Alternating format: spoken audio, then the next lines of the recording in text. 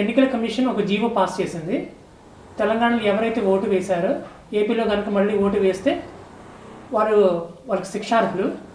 అలా ఒకవేళ తెలంగాణ ఏపీలో ఓటు వేయడానికి ఎవరైనా ప్రయత్నిస్తే కనుక దానికి మళ్ళీ శిక్ష అనుభవించే ఛాన్స్ ఉందని జీవోలో ఉంది. సో దాని గురించి మన రఘు గారి స్పందన తెలుసుకోవాలి. ఇక్కడ అంటే ఇది న్యాయపరమైన అంశం, కానీ దీనిలో 2 లూప్హోల్స్ ఉన్నాయి. ఒకటి, ఇప్పుడు పేపర్లో ఉన్నటువంటి వాళ్ళు ఏంటంటే న్యూస్ పేపర్లో కానీ సోషల్ మీడియాలో కానీ వస్తుంది, తెలంగాణలో అంటే ఇంకో చోట ఓటు ఉంటే మళ్ళీ ఇక్కడ కన్నా ఓటు మొత్తం ఓట్లు తీసేయాలి అది అని చెప్పేసి అంటున్నారు. అదే సందర్భంలో దొంగ ఓట్లు ఉన్నాయి, ఇది దొంగ ఓట్లను జరిపించారని చెప్పేసి అంటున్నారు. అదే సార్, ఇప్పుడు అలాగే ఇప్పుడు ఇవాళ నాగబాబు గారి ఇష్యూ కూడా అవుతుంది. ఇక్కడ ఓటు పెట్టుకొని అక్కడ దొంగ ఓటు వేసేవాడిని మంత్రి అంబటి రాంబాబు కూడా విమర్శించాడు. అక్కడ ఆయన అన్నది ఏంటంటే, నాగబాబు ఇక్కడ తెలంగాణలో ఓటేసేసి వచ్చి మళ్ళీ ఆంధ్రప్రదేశ్లో అక్కడికి అనమాట ఓటుని అక్కడ ఇక్కడ క్యాన్సిల్ చేసుకొని, ఇక్కడ ఓటేసిన తర్వాత ఇక్కడ క్యాన్సిల్ చేసుకొని మళ్ళీ ఆంధ్రప్రదేశ్లో ఓటు వేయడానికి అక్కడ రిజిస్టర్ చేసుకుంటున్నాడు అనేటువంటిది ఇప్పుడు ఏది అంబటి రాంబాబు ఆరోపణ. అయితే నాగబాబు గారి వివరణ ఏంటంటే, నాగబాబు చెప్పింది, నేను తెలంగాణలో ఓటు వేయలేదు, అందువల్ల నాకు ఓటు వేయలేదు కాబట్టి నేను ఇక్కడ ఇచ్చేసుకుంటున్నాను, ఇది ఆంధ్రలో రిజిస్టర్ చేసుకుంటున్నాను, అక్కడ క్యాన్సిల్ చేసుకొని ఇక్కడ చేసుకుంటున్నాను అంటున్నాను.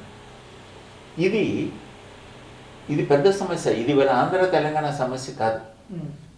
ఫర్ ఎగ్జాంపుల్ ఉత్తరప్రదేశ్లో ఒక వ్యక్తి ఉన్నాడు, అతను అక్కడ కొంతకాలం ఉన్నాడు, వచ్చేసారు అక్కడి నుంచి ఇక్కడికి వచ్చేస్తున్నాడు, అక్కడ క్యాన్సిల్ చేసుకొని వచ్చి నేను ఇక్కడ ఓటు రిజిస్టర్ చేసుకుంటాను అంటే ప్రభుత్వం అన్నమాట ఒప్పుకుంటుందా ఒప్పుకోదా?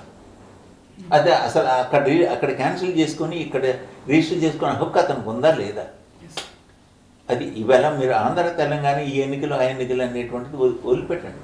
ఒక రాష్ట్రంలో ఒక ఓటు వేసాడు, అతను అక్కడి నుంచి అన్నమాట నివాసం ఇక్కడ మార్చుకున్నాడు. దీనికి అప్పుడు అక్కడ ఓటు క్యాన్సిల్ చేసుకొని ఇక్కడ చేయొచ్చా లేదా అనేది చూడాలి. సెకండ్, చాలా దొంగ ఓట్లు ఇచ్చేశారు, ఏది ఎన్రోల్ చేశారు, చేర్పించారు. అట్లాగే దొంగ ఓట్లు కూడా ఓటు వేశారు, నువ్వు వేయలే కానీ నీ తరఫున ఎవరో ఒకళ్ళు వచ్చారు వేశారు దీనికి. అది దాన్ని కాబట్టి నువ్వు అక్కడికి వెళ్ళావు కాబట్టి నీకు అక్కడ ఓటు ఉంది, నువ్వు అక్కడ వేసావు అని చెప్పేసి రేపు వెళ్ళి పట్టుకుంటే అక్కడ మళ్ళీ ఒక ఇష్యూ అవుతుంది, నేను వేయలేదు. ఒకవేళ అదే నిజమైతే కనుక నాగబాబుకి శిక్ష పడుతుంది. అంటే ఇప్పుడు అక్కడ ఒకవేళ ఓటు వేయకపోయినా ఏదైతే నాగబాబు చెప్పారు, ఒకవేళ వేస్తే కనుక అది దొంగ ఓటు అని చెప్పి నేను ఎక్కడ వేయలేదని ఆరోపిస్తే కనుక అప్పుడు ఎలాగా మనం దాన్ని చూడవచ్చు. అందుకని అది లీగల్ ఫైట్ అవుద్ది, అది లీగల్ ఫైట్ అవుద్ది. ఎందుకంటే ఒక మనిషి ఒక ఏరియాలో ఉన్నాడు, అక్కడ ఓటు క్యాన్సిల్ చేసుకొని ఇక్కడికి వస్తున్నాడు, ఇక్కడ క్యాన్సిల్ చేసుకొని ఇక్కడ ఓటు వేసుకునే హక్కు అతనికి ఉంది. అయితే మీకు తెలియకుండా మీకు అనమాట ఇంకో చోట మీకు ఒక ఎన్రోల్ చేసి మీరే చెప్తున్నారు కొన్ని లక్షల ఓట్లు దొంగ ఓట్లు నమోదైనాయి అని. అటు బోత్ టీడీపీ చెప్తుంది, వైసీపీ కూడా చెప్తుంది. అంటే దొంగ ఓట్లు అనేటువంటి జాయిన్ చేశారు అని. ఆ దొంగ ఓట్లు అనమాట ఎవరి పేరు మీద జాయిన్ చేశారు కాబట్టి ఆ పేరు మీద ఓట్లు జరుగుతాయి. అదే తెలంగాణలో జరిగింది అనుకుందాం ఫర్ ఆర్గ్యుమెంట్స్ సైడ్.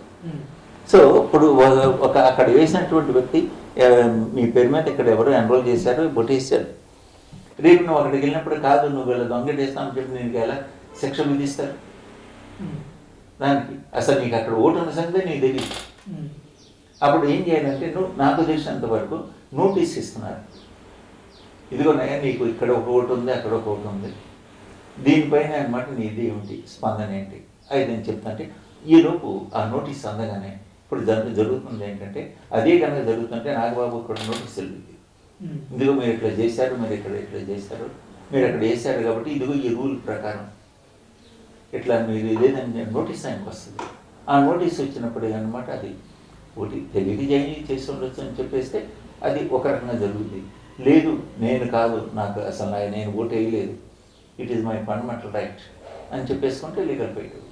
ఓకే, అది ఎవరి ప్రశ్నలు అనలేదు. అంటే సెలబ్రిటీలైనా కానీ సామాన్య వ్యక్తులకైనా ఓకే న్యాయం అందరికి ఒకటే, ఎవరికి చుట్టం కాదు.